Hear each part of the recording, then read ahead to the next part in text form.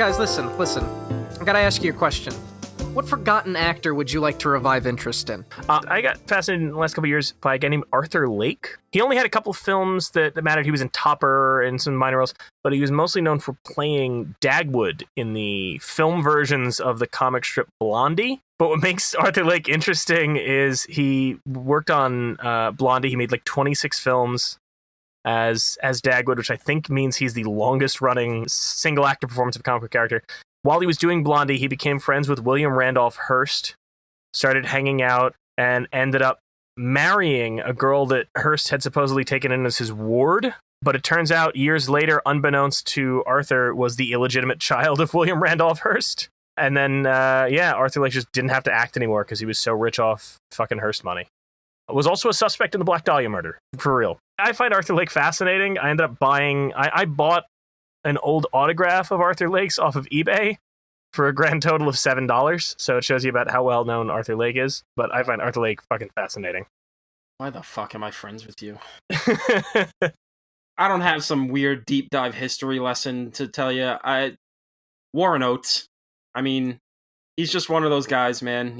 Whenever he showed up in a movie back in the 60s and 70s, he was just like, oh, this guy's great. He's like the proto Walton Goggins. So, I feel like everybody should love this guy and know about this guy. Grab your monkey caskets because we're going to be talking about 1950s Sunset Boulevard here on You're Missing Out with special guest Phil Iscove.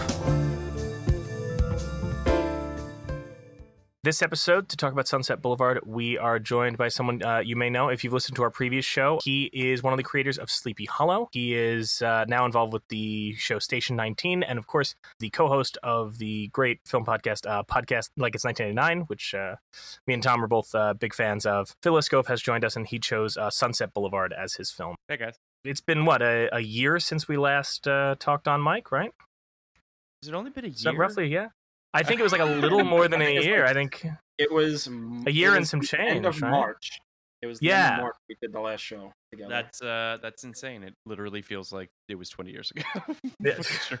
Well, every month is a decade, so Yeah. every month is a decade, but it goes by like a day. It's like, oh, it's been 10 years today. Oh, but now it's July.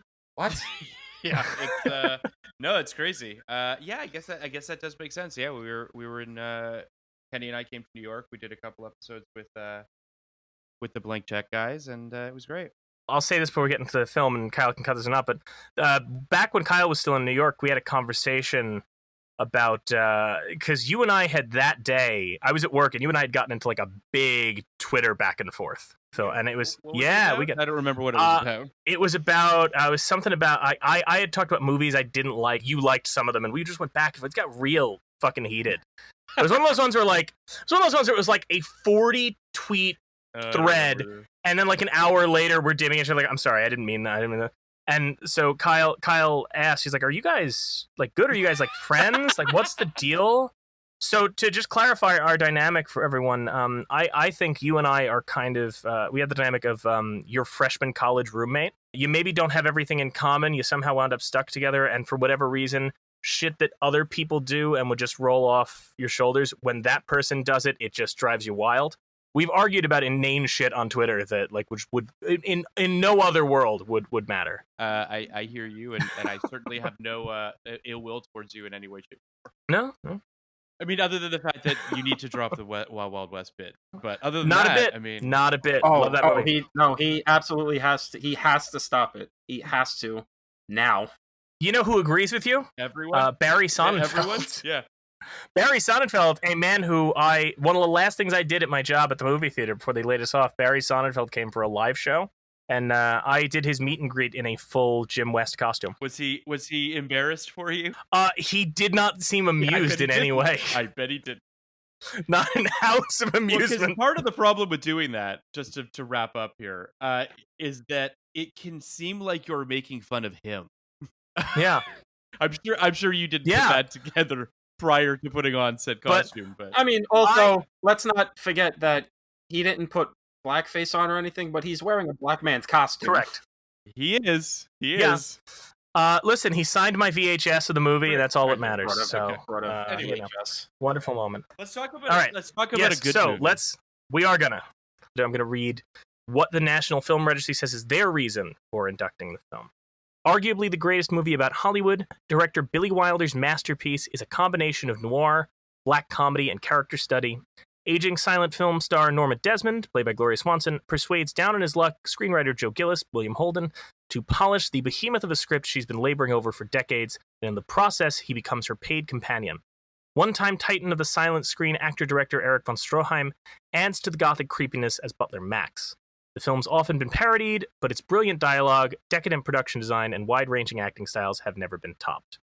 Now, Phil, I gave you the full list. You actually had your full pick of anything that was on there, and you zeroed in on Sunset Boulevard. What was it about? Well, just maybe, the first year, I should say. Yeah, we're only doing the original induction year for the season. So, I think that ultimately the reason I landed on this, it really came down to this and Casablanca for me. But this movie is just, it's perfect. Like it's one of those things where I have to be completely upfront and say, I went to film school. I've seen a lot of classic movies. I certainly don't think that I've seen enough of them. There are many, many movies that I need to see. So I am by no means a film historian. So I don't want to, suggest that I am. So looking at that list, I wanted to make sure that I could talk about something that, one of these films, not just intelligently, but, passionately. And this was the one that I felt like, I don't think there's a better movie made about Hollywood. About what what drives a person to do what we do out here, I guess, to some degree. I also just think it's like, I mean, it's Billy Wilder. Like he's untouchable. I mean, the amount of films that he's made that you look at and you're just like, oh, it seems effortlessly perfect. Like it's a mastery of tone, of cinematography, of direction, just all of it. It's one of those things where I was sort of, I did a whole list, or I looked at a list of like, movies about Hollywood. And there are lots of great ones. I really love The Player. I think Mulholland Drive's a masterpiece. I like Wag the Dog. Like there's lots of good movies about Hollywood, but this one really taps into what I think is maybe the most, I don't want to say important detail, but it's the thing that I took away from it. I watched this film, as everybody knows, we're in a pandemic right now, but my roommate and I, we do an AFI movie night every Saturday night with a group of friends on Zoom, and we're working our way through the AFI list. And we watched Sunset Boulevard probably, I don't know, I want to say like 6, maybe 8 weeks ago, something like that. And I wanted to watch it again before doing this podcast with you guys. And then watching it twice in such, quick succession, if you will, it really hit me that this film is about, it's first of all, it's tragic, but it's really sort of about longing. It perfectly personifies the desperation that lies under the surface of what I think is everybody in Hollywood. That everyone is just like, is dangling by a thread to a certain degree or another. Even the most successful people are striving for something, some unattainable goal, most likely. Everyone has some sort of a void that they're trying to fill with this industry, and I think that this movie just perfectly encapsulates that. It's funny you mentioned Billy Wilder. I just want to make a note of that induction year. Just testament how good he is. Of that induction year, he is one of only 3 directors that gets 2 movies in the first year. That's right. Because Sunset Boulevard and Some Like It Hot both get in, which is a pretty impressive achievement. Just from that first 25. Now, Tom, this was, I believe, your first time seeing this. Yeah, is that this correct? was my first time. It was always something I've been meaning to see, but my mind takes me to disparate various places with cinema. So sometimes I'll watch some high art, and then sometimes I'll spend the entire week watching the first 5 movies of Steven Seagal. So, Yeah, as one does. As one does in the middle of a pandemic where my mind is turning slowly into mush. Well, we have to be kind to ourselves under these circumstances, and if that makes you happy, then you should do that. I don't know if happy is necessarily the word with any Steven Seagal viewing, but more like curiosity. Just, is he human? I don't know. I mean, I think he's a human. That's what you. I don't know. I mean, if you, but... I don't know. You watch him try to talk. You watch him try to emote, and then he runs like he's made out of like 7 different parts. Interesting take. I should say it is kind of Weirdly, I'm glad you brought up Steven Seagal, Tom, which is the only time I'll ever say that. When you look at where Steven Seagal is now, you know, he just makes these direct-to-video action films, and his ego and his vanity has allowed him to be in a situation where he's essentially praising Putin and will just cling to whoever will give him adoration. It is about how Hollywood, I mean, at least sort of how Hollywood chews up and spits out these people. But what I thought was so interesting about Sunset Boulevard, but I think is so interesting about the film, is that so many times we see those sort of Star is Born stories, and it's always like the evil, corrupt agents and the evil, corrupt XYZ ruining a good person. And this movie is exceptionally empathetic. Yeah, for sure. It's interesting because as you were saying that, something kind of hit me, that I've often thought about, which is that this town doesn't run on money, despite the fact that everyone thinks that it does. It runs on relevancy. This movie, to your point, in terms of its compassion and its empathy towards people that have lost that relevancy. It's, I mean, if you look, I mean, and I don't want to skip too far ahead. We don't have to go through linear through the film, but there is no clear villain. You go back to like A Star is Born, you know, the most recent Star is Born. And that movie is, you know, largely empathetic, but then you have Lady Gaga's agent basically shows up and goes, "Hey, Bradley Cooper, what if you killed yourself? That might sell her records." Whereas in this, the main conflict is between Joe Gillis and Max, Eric von Stroheim's character. But neither one's the bad guy. It's just that one is saying the best thing to do for her is to free her of these delusions, and the other is saying the best thing to do for her is just let her live this fantasy. I think what you're tapping into is, you know, and again, not to jump ahead, but fuck it, I'm going to jump ahead. If people haven't seen this movie, they shouldn't be listening to this. But the end of this film, it really locks into what I think is one of the big ideas of this film, which is that Norma's life, even in her arrest, has become a performance, right? She's not a person anymore. She's a persona. That the town, that the idea of her has swallowed her, and now she is just this, I mean, for lack of a better way of putting it, a creature that thrives on attention. I mean, having these cameras pointed at her, having Max turn her arrest into her quote-unquote final film is the most tragic thing ever. But it's you know, that's why, in my opinion, it's the quintessential Hollywood movie. It's also, you know, just packed with cameos from all sorts of people of the time. You know, this was the coolest, hippest movie of its time. And yet, many actresses did not want to take the role of Norma Desmond. And apparently, from what I read, Montgomery Clift was originally going to be doing the William Holden role, and that apparently was involved in a similar situation with a middle-aged former actress, and then he dropped out. I find it so interesting because I decided to do a little research into that Oscar year, because you look at Sunset Boulevard and you would think, well, this has got a fucking sweep, right? All About Eve, baby. All About Eve wins Best Picture, wins Best Director. What's crazier is that it does neither of them wins Best Actress. I know. They split the vote. It went to a Judy Holliday for a movie called Born Yesterday. Mm-hmm. Which is a good performance, by the way. Like, it's a good movie, and she's good in it. I watched it. It's a solid flick. But what's interesting is William Holden's also in that. Yep. Playing a radically different character, which is just so... Yeah. For those of you, Tom, I'm assuming you've not seen Born Yesterday. Shot in the Dark have here. not. It is a very... I guess, like, think maybe Bullets Over Broadway in a sense, like very kind of farcical, you know, she's one of those Aphrodite kind of component to it. It's like, it's got a very kind of like, you know, a mobster's mall character who's very sort of got a crazy voice, and she seems ditzy and stupid, but she's actually really smart, has figured everybody out. One of those, like, classic, they always give them the line of, like, I'm dumb, but I ain't stupid, like those kind of things. But not quite All About Eve or Sunset Boulevard. No, you know? Not quite. Yeah, I mean, not up there. They definitely canceled each other out. I think that it's... Yeah.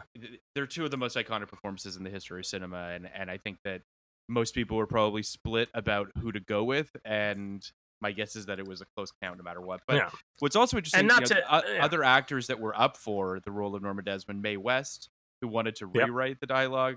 Apparently, Billy Wilder and Charles Brackett even went to to talk to Mary Pickford about it, but her horrified reaction as they were telling the story, they stopped halfway through and apologized and left, which I think is amazing. One thing that I thought was great, when I was in college, I got really into the French New Wave, much to Tom's frustration. Very frustrating. And loved that whole Cahiers du Cinema crowd. And I had no idea that the very first issue of Cahiers du Cinema uses the image of Gloria Swanson and William Holden in the screening room on its cover. Oh, that's awesome. That's how kind of quintessentially cinema this movie is. It's just like you're not.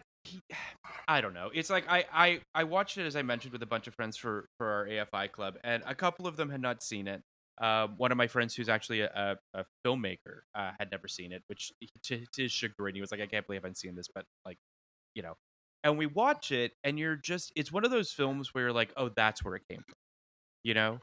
Yeah. That's the thing about watching classic movies, where you're just like, by osmosis, by being into pop culture or movies, you soak up these details. So then when you sit down to watch a film, you're like, oh, that's where it came from. Like my roommate, we watched Mr. Smith Goes to Washington, and she was like, oh, I've seen this. It was called Legally Blonde. Like it's Oh, I've seen it's this. how it Mel is. Gibson did this on The Simpsons. Yeah. And, it's funny you say that, because the reason I saw this I first saw it when I was maybe 7 or 8 years old, Sunset Boulevard. My parents were the type where, I mean, they were pretty, they knew movies, especially like classic movies. And if I mentioned something or I didn't know something, we would just go to Blockbuster and rent it. And I remember we had gone to see an animated movie, a forgotten animated film called Cats Don't Dance. And the character the main antagonist of the film is like a Shirley Temple washed up has-been type, and she has a big brooding manservant named Max, which is like a full-on the Max von Stroheim character. So we got out of the movie, and I remember my mother was like, yeah, and she was like, I said something about Max, and she goes, oh, you don't know what that is? That's Sunset Boulevard. And of course, again, I'm 7, so why would I know that? But so we went right down to Blockbuster. We rented it that day. I just remember it was one of the most unsettling things I'd ever seen. Especially if you're a kid, it's a movie there's no happy ending. There's no message other than like, the passage of time is going to claim us all. I don't think that the film is nihilistic. As an adult, I don't see it that way. But like, as I'm saying, as a kid, you're watching it. If there's and I'm not saying this is a horror film, but in the context of a kid, if you're a kid, you're used to like the good, the heroes get away at the end. It's interesting that you say a horror film, because watching it, one of the things that kind of jumped out at me was the structure of it a little bit. It does play like a mix between like a horror film and a grim fairy tale up top. When he gets his flat tire, which forces him into the driveway of this spooky gothic house. It's got a very Hansel and Gretel kind of component of like he's lured into the house. He can't leave. It's incredibly gothic when he gets in there. I mean, the first scene is of this, we'll get into it, but the fucking dead monkey. Looking at this in comparison to films today that I kind of respect is Billy Wilder knows what he's doing with this. He knows the story he's telling, and he knows what he's alluding to, and he's never cute about it. Yeah. Yep. It's a very clever movie that never once seems to think it's clever. Because even the framing device in the wrong hands could feel like too cute. One of the worst things a movie could do is do that thing. Oh, we're going to show you the ending and then flash back, which you just then spend the rest of the movie going, okay, Jesus Christ, we know what's going to happen. Why did you do this? You could have just done this. It adds to that fairy tale quality that Phil was bringing up, that there's like, it's a tragedy, and like you're just waiting, you're watching a slow motion train wreck that you just like, fuck, no, don't. God, Joe, don't go in the house. Yeah. Don't agree to make the movie with her. God damn it, Joe. Don't become her boyfriend now. The scene that really struck me watching it this time was I just, in your brain, you remember certain things about a movie. You don't remember all the moments. So of course I remember the fact that she's, the washed up star. And I remembered that they don't want her. They want the Isotta Fushini. But I had forgotten that when she goes to the set to see DeMille, in my brain, I'm just bracing myself for, well, of course, they only want the Fushini, so no one's going to give a shit. But instead, when she goes to that set, all the actors crowd around her. Yep. And the spotlight is on her. And it's such a hackier filmmaker would have had just what I expected, which is, oh, no one remembers her. Let's really belabor the point. But no, they do remember Norma Desmond. And Cecil B. DeMille is very compassionate to her. And it doesn't until the end. Until the end. Yes, but I mean, in that moment, as in when he's like, take the spotlight over, leave her be, there is a sense, it's not belaboring the point that she's like, oh, no one knows who she is. No, of course, she is it's the same way that when they trot out, I'm not going to name names, but, sometimes they'll trot out an older actress at the Oscars, and everyone will give a standing ovation. And they're all reacting like, oh, God, we haven't seen her in forever. And it's like, well, half you people could see her if you just wanted to give her a job. But you don't. Yeah, I mean, it is interesting. I mean, there's, yeah. To circle back real quick to what the earlier point of like the voiceover, and it's so funny because in this pilot that I wrote recently, I was writing it with another writer, and there's a lot of metatextuality in it. And in fact, we actually have a Sunset Boulevard moment in it. We were talking about voiceover and how voiceover has this bad reputation of being, hacky or shitty and not a particularly effective device. And then you watch this movie and you're like, oh no, it's a fucking incredible device when done well. I mean, this is the first movie that I can think of anyway that does the narrator is dead and they're narrating their own movie. I mean, you don't technically, obviously that that's him because we see him alive a few scenes later, but like the full circleness of it, the self-referential component of it, the fact that it's a movie that knows it's a movie, and yet is as tragic as it is just spectacular. Well, I like that it's even in his death that Joe would still like write his own story as like it was a movie. Yeah. That there's that metatextuality to it. Yeah. Yeah. I mean, he always wanted a pool. He did always want a pool. Did you see, Phil, I was researching something and I found out that was not originally how Wilder had shot the intro. No, I didn't know that. That originally apparently, and I wish I could source it, I'll maybe put it in the show notes, but that he was, it started with, at the LA County morgue. And that apparently Wilder loved how the scene came out, but it was Gillis's body's being rolled into the morgue, and you heard voiceovers from a bunch of these corpses saying things like, oh, where did you drown? The ocean? No, a swimming pool. Well, I had a couple extra holes in me. Blah, blah, blah, blah. That kind of shtick. Then they tested it in Illinois, Long Island, and Poughkeepsie. And apparently all the audiences started laughing during the morgue scene, so they delayed the film and reshot it because it did not play.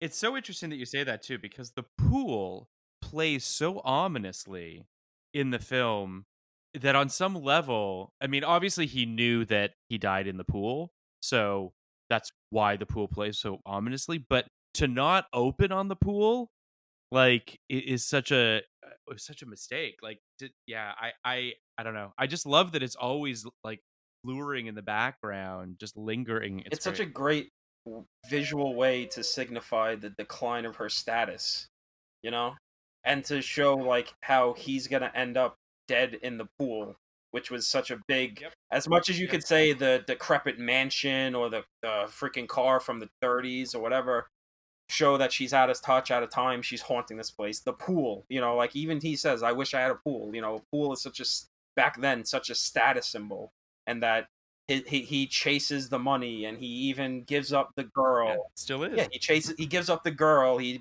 all of this stuff, and what does he do? He ends up, his final resting place is a pool. And I will say what's interesting is that actually gets it. The movie couldn't have known this, but somehow history has made that pool even more of a bleak symbol, because Sunset Boulevard is obviously all about the death of this, kind of old Hollywood figure, and that whole idea of old Hollywood. I got big, the pictures got small. Yep. Do you know where that pool was reused? Oh fuck! I did read this, but tell me. It was reused as the emptied out pool in the abandoned house in Rebel Without a Cause. Oh, that's right. Yeah. So just a few years after this pool was built for a movie about how stars like Gloria Swanson were fading and Hollywood had forgotten them, one of the movies that was like the symbol of this new version of Hollywood, these young people taking over, ends up using the exact same pool, but they've drained it and somehow made it look even sadder. So now to look at it is somehow even more... Double down. Yeah. Like, there's no way they could have meant it, but it just makes the whole thing more ominous. Yeah, I mean the movie it's really interesting because you talk about that to circle back to that original opening. It really harkens back to the fact that so apparently in an interview somewhere Wilder talked about how it was supposed to be a comedy at first. That which makes sense. I mean that he he I guess you would say he was primarily maybe a comedy writer depending on how you look at it. But it was going to be a comedy perhaps with Mae West and Marlon Brando, who knows? But you can see how this film can tip one way or the other, right? Like that's the brilliance of this movie is that it exists in this sort of acerbic, dark, comedic world, right? I mean, this feels like a good time to talk about the monkey because the monkey is like the monkey shouldn't work. Like it should not work. He's lured into this house. They think he's there because why wouldn't you think he's the man to bring the casket for the dead monkey that you have in your bedroom, as you're wont to do. as you want to do. And it is it, is there anything more darkly comedic than, oh, I had a monkey and he died, and now I need to have my monkey funeral in the dead of night in my backyard? Like it's the fucking best, and it shows how this movie's a high wire act of tone because that should derail the movie. Oh, it should derail it. I mean, we'll get back. Just a quick sidebar here is that another way that this movie with its visuals has rippled throughout time. Michael Jackson famously had a monkey. Michael Jackson, in many ways, kind of became a Norma Desmond figure in the later parts of his life. So, way to go, Billy Wilder, on calling that shot 60 years early. But Billy Wilder is, to get back to the tone thing, Billy Wilder, he's got Some Like It Hot on the same list in the same year, but he also does Double Indemnity. He does Ace in the Hole. He does so many different things. The Apartment is maybe the best example of how, after this, maybe the best example of how he can just balance these crazy tones because, yep. I mean, he's clearly a smart guy, but he's also a German Jew that lived through the Holocaust, lost family in the Holocaust. So he's a guy who kind of understands that, like, yeah, at any moment, like, all these funny things could just, like, stop being funny and everything's bad. One thing I'll say about Wilder is I think that his comedy and his drama are two sides of the same coin because ultimately they both, whether it's a serious kind of film like Ace in the Hole or Sunset Boulevard, or a comedy like Some Like It Hot or The Apartment, they're all rooted in the absurdity of the situation. Taking a situation and exposing how absurd it is. So where The Apartment, it's both funny and tragic because he's looking at, hey, all these guys are cheating on their wives in this one guy's apartment, and look at the chaos this causes. And it's both funny and sad because it's one of those things we laugh at because you kind of have to laugh, otherwise you would think about how bleak it is. You look at Sunset Boulevard and you look at the monkey funeral, and you're talking. As Phil, you mentioned how it should derail a film, but instead you're sitting there watching that scene, going, "This would be funny if it wasn't so sad." But then you jump over to The Apartment and some of the bits in that, and you go, "Oh, this would be sad if it wasn't so funny." And it kind of like it just ever straddles that line. Well, I think it's because Billy Wilder, what makes one of the many things that makes him so great is he could get so close to making you think these characters are meant to be jokes, but he never sacrifices the character for a cheap joke. He never undercuts them by saying, "Oh, look at how silly they are." He always says they're human. They may be tragic figures. They may, it's kind of funny the whole way through, but because they're so human, when Shirley MacLaine tries to kill herself, it can easily snap into that serious moment. You never feel like the movie cheats or becomes something different. You feel like this is all natural, which, like Sunset Boulevard, there's so many different scenes where it can go from, this is funny, to, oh my God, this feels like I'm in hell now. No, for sure. I mean, it's juggling so many knives all at once, which is, again,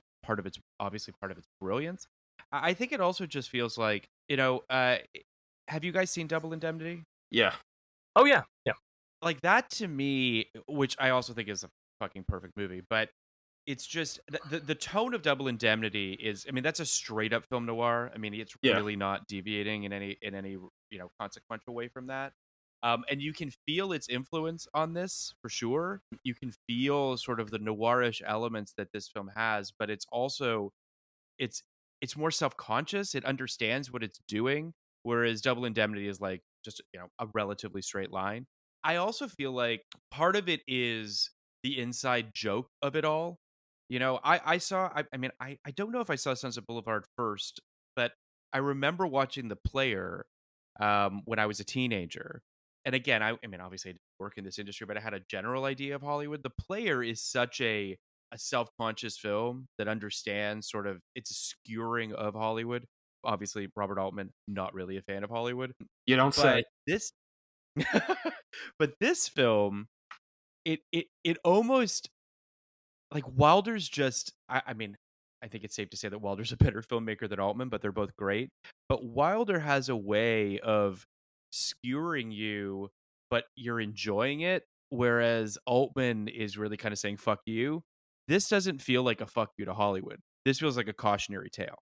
Well, I think it's because it gets to that thing of the empathy thing where like Altman is just straight up like saying everyone in this industry is kind of a clown and is really selfish and everything.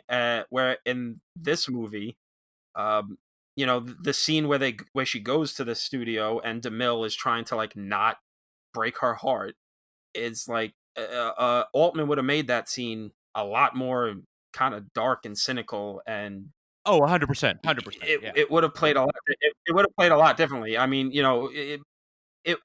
I mean, that's just that one scene. I feel like is kind of the way if Altman was doing it, you would say, "Nah, this." Even if everything before it was the same, this one scene he would have made it that DeMille's kind of an asshole, and he doesn't care that he's cutting this woman down, whatever. Yeah, I mean, Altman has no. I mean, he has no sympathy for Hollywood. I mean, he has no sympathy for the business of this town. I mean, or didn't anyway. I mean, it definitely. I mean, we're talking about two very different filmmakers who had very different, obviously, perspectives on the world and Yeah, perspectives on the industry that they were lucky enough to work in. But this film, I just think is so much more of a um, be careful what you wish for. You know, yeah, like it's a lot more of that. Like you say you want into this business, you say that you want this, but like, how much of yourself are you willing to sell? How much of yourself are you willing to, is it worth it? I mean, at the end of the film, when Betty shows up and is just trying to save Joe from himself, and he's just like, I would never get rid of any of the things that I have now. Like the hooks are so deep in him at that point. He's sold his soul so many times over to Norma by that point yep. that it's just he's a lost soul. Which I mean, I think gets to an even deeper thing that maybe not deeper thing, but another element that Wilde is working on with this movie is the quest for art or for money. Joe may be struggling at the beginning, but he's doing what he feels like is true to his art, and then he takes the money and he can't let go once the money's got its hooks in him in the form of Norma. Yeah. There's no way pulling that back out. Which another great element I think of the movie is the relationship with I forget her name, but the girl that he starts the affair with, Betty? Betty. Yeah, that whole relationship and how he he kind of knows he can't go back to the way things used to be, so he's like trying to help her, right? And like, yeah, take For sure. yeah, take my ideas, whatever. Like, I don't care anymore. Like, stick to the art. Don't be like me. I want to piggyback on that for a quick second and say that, when we meet Joe after, obviously, when we rewind and we meet Joe in his apartment with that beautiful, I mean, the photography in this film is so deceptively simple as well. I mean, that beautiful shot through his window into his apartment. I mean, just gorgeous. But he's in his apartment, and through voiceover, he tells us that he's been writing 2 scripts a week.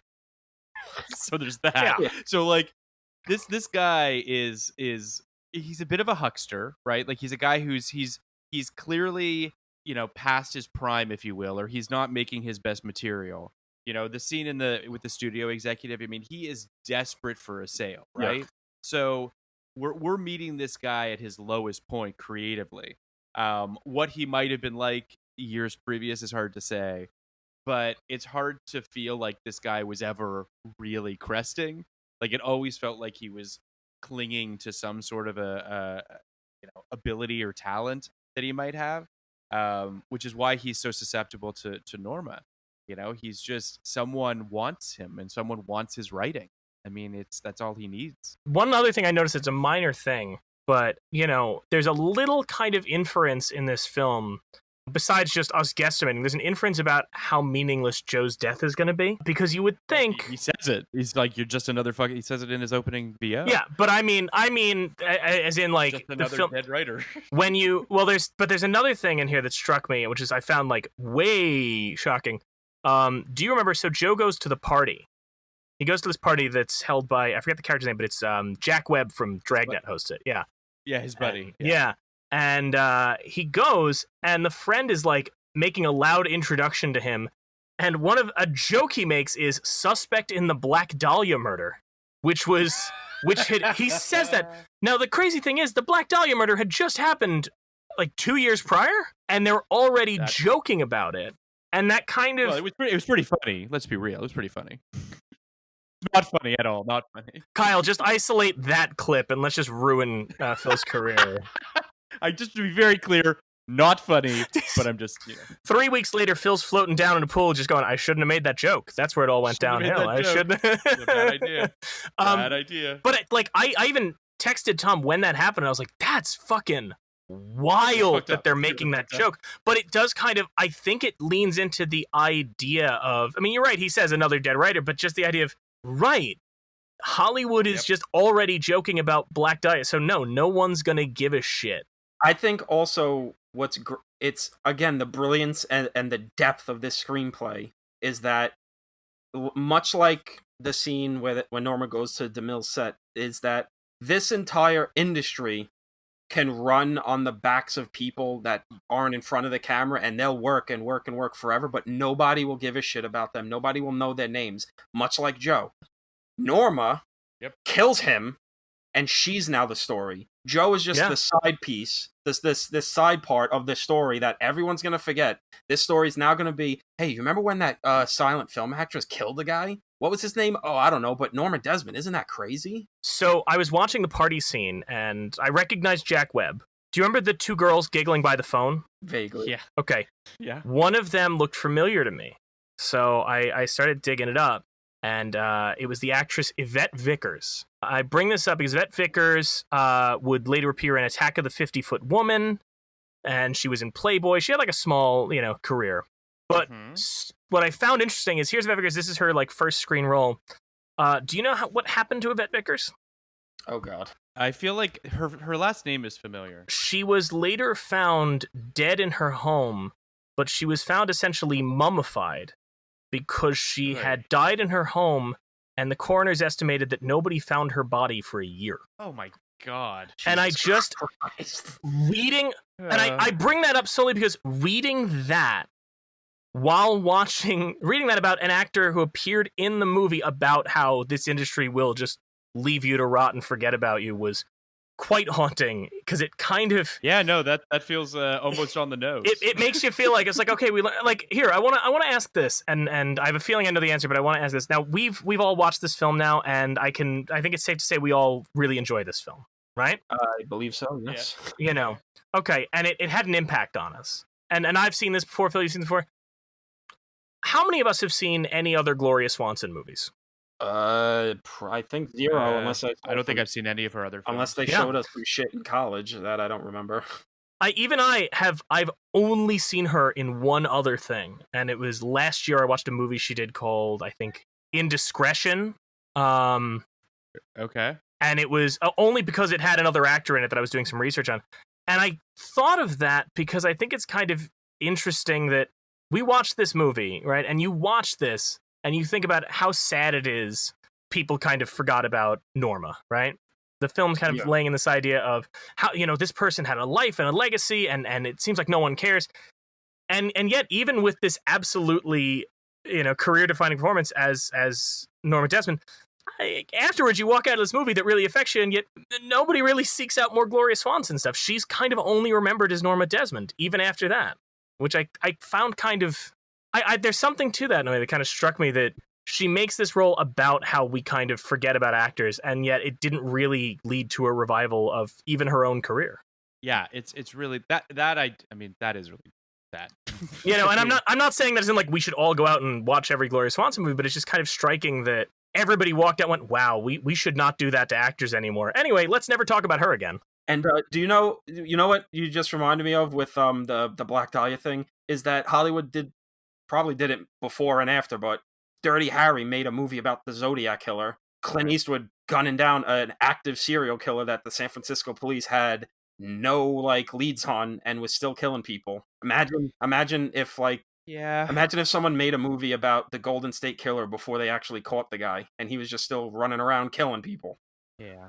I'm sorry, are we bumming you out, Phil? No, it's all true. It's all everything you're saying is a fair point. I don't know, and I don't mean to say that. I'm not trying to do this in some grand the hypocrisy of it, but it is just interesting that we all walked out of that film feeling inspired, we shouldn't treat people like that, but we still do. No, I mean, I think it's an incredibly valid point, and if anything, it makes the film that much more poignant and that much more specific, which is, literally the town saw Gloria put in this, breathtaking, unbelievable performance, and everyone was like, "Oh my God, just unbelievable!" And then did nothing to hire her after that. They learned nothing from this film. But again, this film is speaking more to, it's, as we said earlier, it's, time is a motherfucker. And it gets us all, unfortunately. And some parts of this industry, as terrible as it is, make it so that certain people just aren't as in vogue at a certain age as they should be. But again, that in and of itself is speaking to the problems with Hollywood and the problems with media in general, right? Which is that we're told that we peak sometime in our 20s or 30s, I guess, maybe sooner, depending on whatever company is trying to sell you something, and that's insidious. And it's why it's why we look at ourselves in the mirror and feel less than when we shouldn't. It's interesting. This actually taps into, the thing that, ironically or not, broke up Billy Wilder from Charles Brackett, which was over a montage in this film where Gloria, or sorry, Norma, is going through this montage of trying to make herself look younger, trying to regain her youthful appearance. And Brackett was very much against it, felt like it was giving the wrong message, it was saying the wrong thing. And Billy Wilder was like, but that's the fucking point. And this was sort of the moment when they broke up because of it. Now, Tom, I'm going to ask this because you're a big Twin Peaks and David Lynch fan. How did you feel about the name that pops up in this film? Gordon Cole. There we go. Yep. Gordon Cole? I haven't seen him in 30 years. Yeah, no, it's just seeing that that David Lynch is just kind of seeing one of those Rosetta Stone things with one of the masters of modern cinema, of a guy that maybe you're not going to see too many similarities between him and Billy Wilder, but you could see the structure that helps form who David Lynch actually is. Because then again, in many ways, David Lynch was doing a lot of similar shit that is going on with Sunset Boulevard, which is the deep rot within something that on its face looks a lot better than it really is. He just pointed at suburbia more most of the times than Hollywood, even though he does get to that when he tried to spin off a TV show for Twin Peaks that became one of the best movies ever made. Yeah. I mean, tell me that dead monkey doesn't belong in a Twin Peaks episode. I mean, that Netflix just did put out a David Lynch monkey short this year. Yep. It did. It was something. I mean, it obviously, Mulholland Drive and this film have some similarities. I mean, obviously just in terms of subject matter, but I think that, to your point about sort of David Lynch and this idea of facades and personas and duality, all of that stuff is playing in this film. Norma sort of coming to grips or not coming to grips with who she really is or what people want from her and all of that. I mean, that's all, very Lynchian territory. I want to point out one more thing that I found that I think is, just, again, a case of history kind of proving Billy Wilder right. When Norma goes onto the Paramount set, they direct her to Stage 18, right? That DeMille is shooting Samson and Delilah, which he was actually shooting at the time, on Stage 18. And that stage was known as the DeMille stage, because that's where he shot on, right? Cecil B. DeMille, this legend, that soundstage is his. Apparently, it is no longer referred to as the Cecil B. DeMille stage, because since all of the Star Trek movies shot on there, it's now called the Star Trek stage. It's referred. What is it now? Apparently, So they. How sad is that?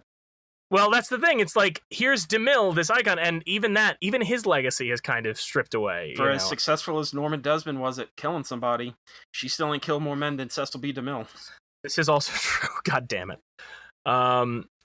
There's great Blazing Saddles joke. We got to bring it around. Always with the Blazing Saddles. I think about, it's funny. I remember reading. Do you guys remember, like, a couple years ago, Conan O'Brien did an interview? I forget who it was with, but it was just like everybody kept reporting it as like the bleakest thing because he was just talking about mortality. There was a quote in there. He said he was talking to Albert Brooks. And he said, apparently he went to Albert and he was like, oh, you made I only make TV. You make these great movies. What you do is important. And Albert Brooks says, nothing that any of us do is important. When I was a kid, I remember the paper said that Clark Gable had the face of the century. And now who gives a fuck about Clark Gable? And it's kind of, Yeah, he's not wrong. No. I'll say this, I mean, to play devil's advocate a little bit, but I also do believe this, that, we are, in theory, if you make one great thing, you make one great television show or one great movie, whatever the case might be, that can outlive you. People still love Clark Gable. So I think it's a little bit glib to say that there hasn't been a lasting impression by Clark Gable or any number of people. I get his argument, which is that we're all mortal and that, like, when everything is said and done, Clark Gable is a bag of bones right now. Well, and also I think because he says, the face of the century, it's the idea of maybe there are plenty of people who still like Clark Gable and understand Clark Gable, but quite frankly, if you go up to anybody on the street, grab a millennial off the street and go, who is the hottest man to ever live? They're not going to go, hey, you remember that guy from It Happened One Night? Well, I think it also gets to the thing at the beating heart of this movie, which is Hollywood and fame and all that shit is really all about what have you done for me lately? And Clark Gable ain't done shit for anybody lately because he's dead. He was back in the headlines recently, though, for a movie that, guess what, we're gonna have to talk about at some point this season. Oh, God, that's right. Yep. Fun stuff, good stuff. But yeah, no, I kind of found that. I think it's the most remarkable thing. The main thing I want to get at is just how truly. If you're listening to this and you saw this movie once, maybe a couple years ago, I recommend going back, because if you're anything like me, you remember the sad stuff, you remember the kind of unsettling elements of it, but you don't always remember, especially because it's not noted for this, just how empathetic it is to all the characters.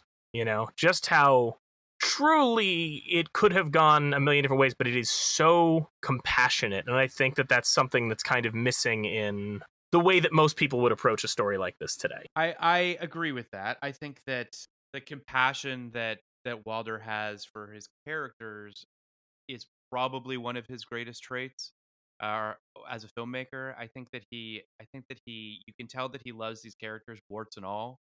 It's not a surprise that Cameron Crowe's favorite filmmaker was Billy Wilder. I mean, I think that a lot of people, Billy Wilder's their favorite filmmaker, but I think that the tonal stuff, the things that he's able to keep in the air, but also just the love that he has for these flawed people. Listen, I'm not going to sit here and ride for every Cameron Crowe movie, but his best movies certainly have that attitude. You mean Elizabethtown? I was going to say, Phil, you know what? No, we want you to sit here and ride for specifically every Cameron Crowe movie. Listen, you're not going to be happy about this, but I do like a lot of those movies. I mean, I think that Aloha is a bad movie, but the last scene of that movie still makes me cry. So he's doing something right. Like, I think that the guy understands human emotions and understands how to trigger things with people, whether it's good or bad. I think the phone call in Elizabethtown is one of his best scenes. I think the movie's a mess, but I think that, so my point here, more than anything, to get back to Billy Wilder, is more about the fact that Billy Wilder was able to sort of understand how to make flawed characters not just relatable but also human, and that's a true gift. This feels kind of like one of the early movies that kind of, because of his experience, really shows you the nitty gritty of filmmaking in a way. But like, just as we're all kind of, Phil's an actual writer and me and Mike want to become writers, just it gets to that sense of like, it's still work, That's yeah. I mean, especially from my point of view of it, that I I very much understand Betty's plight of having to like work all day and spend all night writing because she can't do anything else. She needs to make money, but she also wants to be a writer, and it's work. It's not like something you just crap out and just go, "Oh, she's a genius." It's like, no, you got to work at this. I fully agree with that. I think that I think that the movie is doing a lot of I don't know. It's shooting up a lot of flares. It's got a lot of red flags about what this town really is. But when everything is said and done, it's a job. I mean, I feel incredibly lucky to get to do what I do, but I'll tell you, when I'm sitting in front of my computer screen and that cursor's fucking laughing at me, it's still a job. Like it's still it's just what it is. It's a job that a lot of people wish they could have, but it's a job nonetheless. I think that, one of the things I wanted to talk about really briefly was just this idea of one of the worst things that Joe can do to Norma is writing something with another woman. The adulterous component of that to her, this idea that he wants to be creative with another person. She gets her claws in him in those early scenes because she's got a carrot on the end of a string, but she wants him to write for her and she wants him to work on this script that she's written. She wants to find a creative bond with him. And the fact that he then finds a creative bond with Betty down the road, that's the worst cheating that he could do. I think it's interesting that you mentioned that too, because there was something. Now again, Phil, you are a professional writer. Tom and I at least had experience in film school, writing scripts. And something that struck me that I didn't get when I was a kid watching this now is, I think we've all, nobody has to name names, we've all had that experience where we have a friend who's an actor or we've worked with actors and they turn around and go, "Oh, you're a writer. I have this great idea for a movie." And then they describe it to you and they're just describing a really good part for themselves. Right? I don't know that I've ever had that specific. Here's what I've had. I've had certainly the run up to what you were saying, which is a person, sometimes a family member, sometimes a friend of a family, some of someone in my family who is like, "I got an idea for a movie," and then they pitch you a story, kind of, sort of, but not really a movie. They I've certainly had situations where someone said, "I've written a script and I think it'd be great. Can you read it and help me get it made?" Which again, like, all of this just speaks to sort of a lack of understanding of how this industry works. Yeah. The depth and just ingenuity of the script, of how he can just sort of, the way he works with Norma with the writing and how he works with Betty with the writing just goes to like reveal so much about their relationship without really saying it. That when he's writing with Norma and he's trying to edit this thing down into a workable story, and she's just like, "No, this is a great scene for me," and he just goes, "Okay, fine, whatever." But when he's working with her, they can actually have a legit dialogue about what's good, what's not, or and their initial meetings basically her telling him like, "Yeah, this script kind of sucks, but there's like a good scene in here. Let's like work from there," and they do, and there's like a healthy relationship built on honesty and self-critique and not taking things too personally. Where with Norma, kind of like the prototypical abusive, got your hooks in your relationship. It's all just about what you can do for me, and if you can't do that for me, I'm gonna plug you and throw you in the pool. That's a really good point, and something that I think this movie does really well is show how um, the commodification of creativity, the "what have you done for me lately," the fact that everyone has, not everyone, but a lot of people have ulterior motives. It's You know, again, all of these things that are in this film, and it's excuse me, and it's not hitting you over the head with this stuff. Like, we're talking about all of this stuff. These are big, heady, interesting, complex issues. But this film breezes by. It never feels as though it's preaching at you, or you know, it's just it's never on a soapbox. It's a funny, smart movie that is also talking about all of these, pretty deep existential issues. And it does it. Part of what helps its pace, I think, is the fact that it begins with him dead. I think about, and it's not the same film at all, but Michael Haneke's Amour starts. Really, it's not a similar film. You don't think they're similar? Fun fact: I found a laugh riot. Just in my yes, it's just start to finish. Start to finish. I was on the floor laughing. I almost myself died watching more because I couldn't breathe. Phil, you laugh. Let me tell you, Tom, in fact, did laugh when he saw Amour. I know, because we both saw it together at the film forum, and Tom was so unhappy. He just kept making jokes throughout the movie, whispering them to me.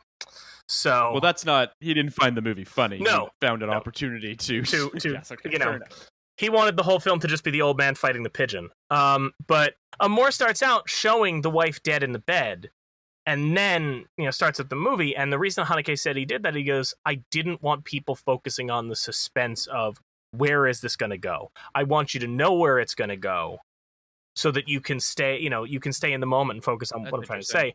And with Sunset Boulevard, because he winds up dead, even though you don't know for a fact that she shoots him, you still know he winds up dead. You still know he's not getting out of this. So that helps create this feeling as you watch it. You're not trying to guess where the movie's going. You're not trying to figure out some kind of secret twist. You're just, all right, I know where he's going. Let's see how he got there. Yeah, I mean, I agree with you that there are lots of films that do the and television shows that do the 6 weeks earlier or rewind and fracture your narrative in order to keep you in suspense, I guess, or to sort of open with something crazy and then be like, how did this crazy thing happen? Like, it's tropey now. Back then, obviously, it wasn't. But you just have to sort of. Oh, but I think I agree with you. But I think that's also comes down to how you intend to use what's going to follow that quote unquote shocking moment. You could be shocked by, for argument's sake, Amour if you didn't immediately follow up her dead by 3 weeks earlier and him sitting with the doctor and them going, yeah, you're gonna die. Sunset Boulevard could have been for sure could have been a movie. You're right. In Hack Your Hands could have been a movie where it's like it introduces 50 characters and you're like, anybody could have killed Joe, but not really. If anything, you think either Norma does it or maybe Max does it. But even so, no matter which one of them does it, we know why. It's all the same reason, which is him getting swept up in this, for sure, world. For sure. So I mean, I agree with the intention behind it.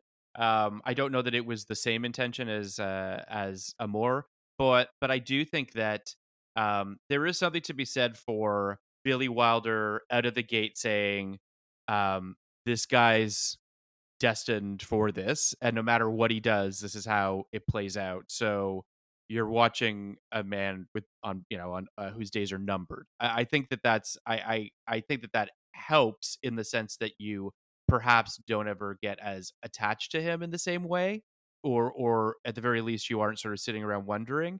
But the truth is that if you remove the opening, I'm not sure that I ever would have thought he was going to get shot by her. Like, if anything, he's removed the surprise element of her shooting him and him dying at the end. But perhaps that's just Billy Wilder's way of, thumbing convention in the eye. Yeah, I mean, I hear the idea behind it. I'm not sure that this has the same levels of suspense. I love that he does it. Don't get me wrong, but I don't know that I don't know what the film looks like without it. I think it definitely to sort of get to that end point of, okay, we got to the end where Joe's dead. This is the end of the movie, right? And then it keeps going, reframing the entire movie as Joe is disposable. Norma is always going to be the one in front of the camera, begging for her close-up. Well, because Joe isn't even a writer. He's just the new monkey. He is. You know, True. he shows up It right also- when the monkey's on the way out. It also says something about how Billy Wilder perceives writers in this town, specifically movie writers. As I'm sure you guys know, when it comes to, there aren't a lot of uber powerful feature screenwriters in Hollywood. Directors are the ones that have all the power for the most part. That's why you have writer directors sometimes. But if you're a writer on a movie, the power is in the hands of the director. Now, in television, the power is in the hands of the writer, because more times than not, directors are a gun for hire for individual episodes. But the reason I bring this up is there are people, I guarantee you, there are people all around this planet that think that actors are making up their dialogue. Oh yeah. That think that they're just hitting their mark and saying things that just come to them. They are the face of the products that we make, right? So they're going to be perhaps the most important or the most powerful. And you see that in this film, which is you see an actor shoot a writer and say these are my words. Well, it's definitely you to get back to his empathy thing as a writer, maybe one of the best writers Hollywood's ever had, that he definitely feels some empathy for these writers because he knows that they're just at the beck and call of producers that think they know better, Yeah. or crazy actors in their decrepit mansions or whatever, that they have to scrape by to get whatever little crumbs they can get off the table. Where it feels like he knows that a movie's built on the script, and it's the writer's going to get shot, and the movie star is going to be the one lavished with all the praise, even though this guy's the one that made the story possible. And I do love, it's a little moment, but I do just love that moment when he's, Joe is chewing out Betty and says, you would have turned down Gone with the Wind, and the producer goes, no, that was me. I thought, who wanted to see a Civil War picture? It just not much of the movie is Billy Wilder being, like you said, that Robert Altman, the player-esque fuck Hollywood, but I do like that one little moment of, that scene is the most player-esque, is the scene with the studio executive for sure. I would say that, and the scene with his agent, who he can't get on the phone, so he has to basically charge him on a golf course to try to get a conversation with him. And there's definitely a lot of jabs at Hollywood. And I would also argue that my guess is that this movie, when it came out, must have been scathing. Now it seems downright playful. Well, but you do kind of wonder if, and I hate to say this, you do kind of wonder if the people watching it were aware, if all of them were aware of the joke, in a way. Not that it's a comedy, but just kind of like, how, we know enough about people, we all know enough actors and people in the industry to kind of know there's not always that level of self-awareness there. Hell, Hedda Hopper shows up as herself to play a parasite gossip columnist. Like he got Hedda Hopper to show up in the film to basically be a vulture, and she gladly did it. So you gotta wonder if maybe a couple people saw this movie, and even though it was ripping them to shreds, would just sat there confidently going, "Well, that's not me." I just love the idea of. I love the image of Kirk Douglas watching this movie, laughing his ass off and saying, "I'm doing my next picture with this fucking guy." Yep. Oh boy, it's amazing. It's something. It really well, is. didn't this movie kind of bomb when it came out? Or I know it was a big awards player, but didn't it not get the greatest play at the box office? Or am I misremembering something? I didn't see anything one way or the other. You might be right. I mean, that is often the case. It had a budget of 1.75, box office of 5 million. So you do the math. Yeah. I'm sure it did just fine. But well, maybe it was no, it was Ace in the Hole that I'm misremembering. Ace in the Hole. That one did not do well. Yeah. That bombed big for him. No, this was, and you're right, this was a big awards player. I have this one fact here that it was one of only 13 films to be nominated for Best Picture, Best Actor, Best Actress, Supporting Actor, Supporting Actress, and Best Director. And only one screenplay. Correct. Well, to be fair, if it was going to win one thing, it's going to be a Billy Wilder screenplay.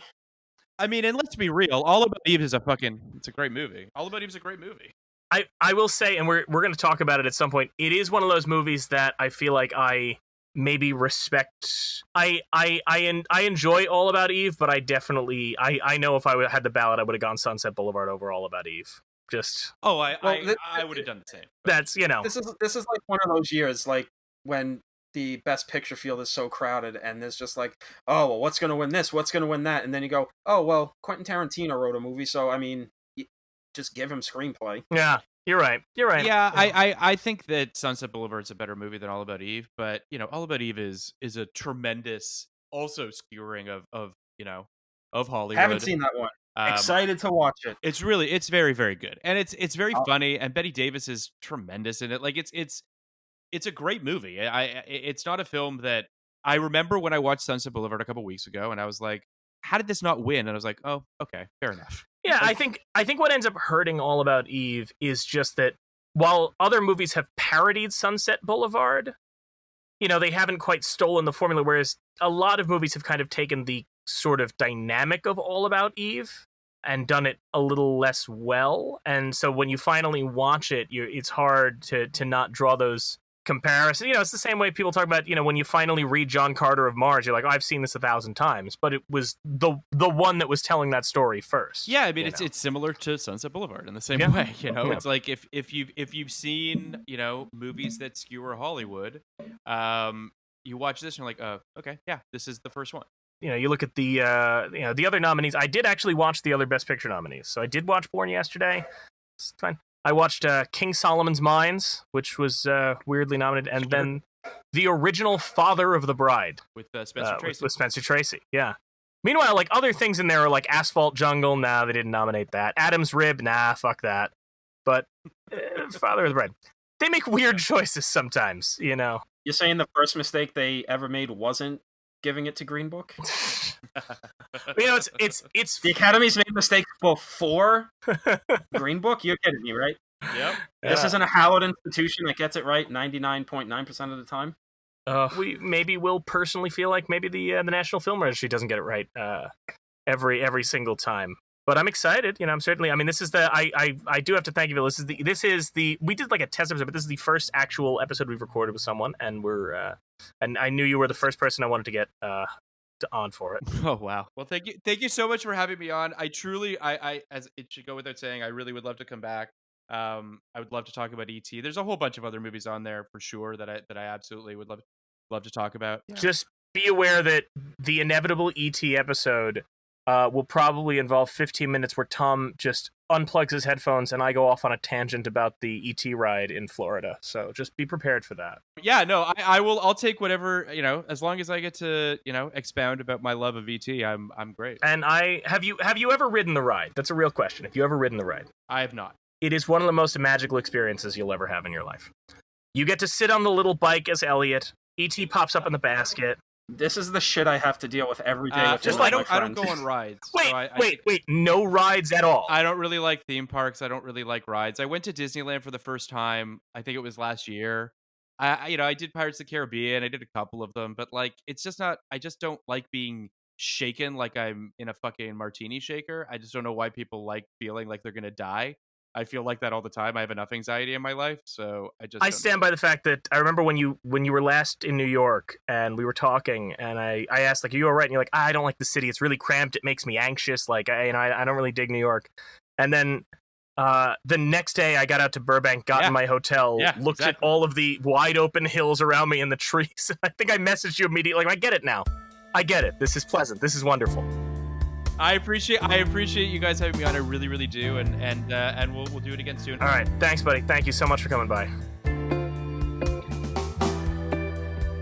It is sort of interesting because we didn't really discuss the film prior to recording, but you guys did sort of mention that anybody who does revisit this film or experiences this film for the first time sort of has a disconnect. They sort of just disregard it of, oh yeah, okay, this is the first, and that's sort of what my initial reaction watching this for the first time was, and I feel really good about the direction of the conversations that we could potentially have moving forward. Did you know? So this was your first time watching Sunset Boulevard? Yeah, I had never seen this movie before. Okay. And did you? So you dug it then? I take it you were. Yeah, I mean, as somebody who spent the good chunk of his young adult life thinking he was going to be an actor or in the traditional sense, and sort of that internal conflict of how much of yourself you're willing to give in order to make it in the business. It is frustrating. It made that transition from being like a big fish in a small pond to being a small fish in a big pond that much more daunting and that much more exhausting.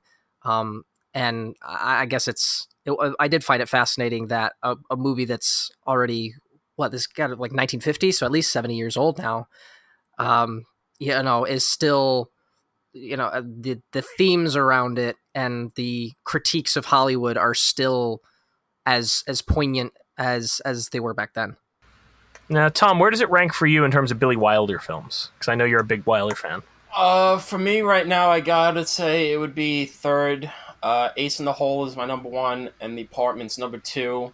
But I mean, that's a 1, 2, 3 that you could put up at the World Series and be happy with the results. Given that we just watched Sunset Boulevard, and the theme surrounding it, what movie would you nominate for the registry that is closely related to those themes but isn't a part of the registry currently? Well, yeah, I mean, that's the thing. For those of you who haven't listened before, this is what we're going to do. We're going to pick a film. So it does have to fit the criteria. It does have to be an American film, and it does have to have been at least 10 years old. For this one, for Sunset Boulevard, I kind of knew right away what film is not in the registry, but that I would like to be, which is, I think, and, because we're talking about what's Sunset Boulevard really about is it's a falling star. It's the way that the industry chews somebody up and spits them out. Somebody who used to be great and now they don't matter so much anymore. And I think there's another film that does that about a particular subset of the film industry.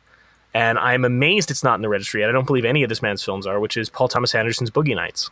The idea of making a film about the 70s porn industry turning to the 80s porn industry would sound salacious from anybody else. Looking at Sunset Boulevard and the way that it treats all of its characters with so much empathy and so much heart.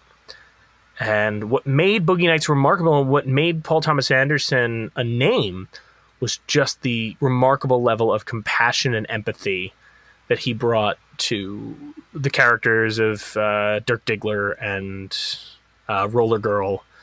And, it's an incredibly compassionate film and a remarkable portrait of an industry going through a tumultuous change that sort of reflects the broader change in Hollywood. I mean, and of course you could draw parallels between, say, Julianne Moore's character and Gloria Swanson or so on and so forth, but it just is, it's such a beautifully empathetic portrait of the way that an industry could destroy people if they don't have people around them to be their family and their support. So I would 100% say, without a doubt in my mind, Boogie Nights should be in the National Film Registry.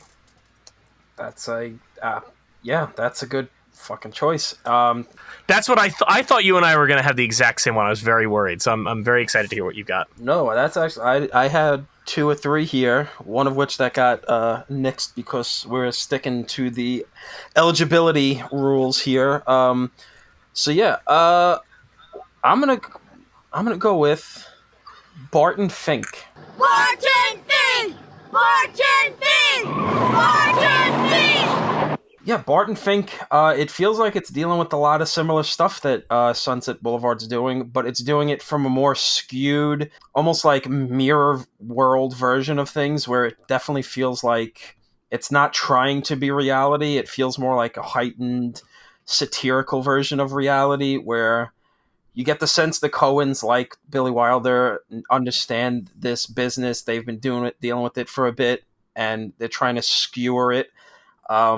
They understand the business sensibilities that need to be a part of the filmmaking industry, but also how the industry kind of focuses more on the business instead of the art.